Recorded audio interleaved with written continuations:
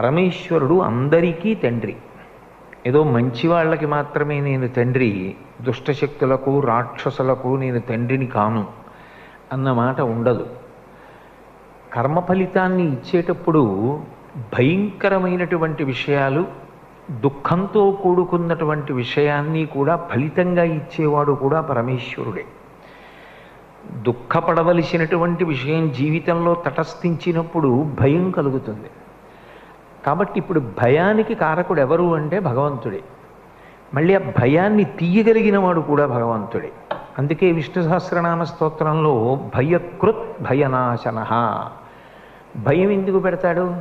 అది ఆయన లక్షణం కాదు. ఒక తండ్రి పిల్లల్ని ఎందుకు భయపెడతాడు ఇలా వేలు చూపించి? వాడు బాగుపడాలని. భగవంతుడు ఎందుకు ఇలా వేలు చూపించి భయపెడతాడు? ఎందుకు దుఃఖాన్ని కల్పిస్తాడు? కాలోహి బలవాన్ కర్త సతత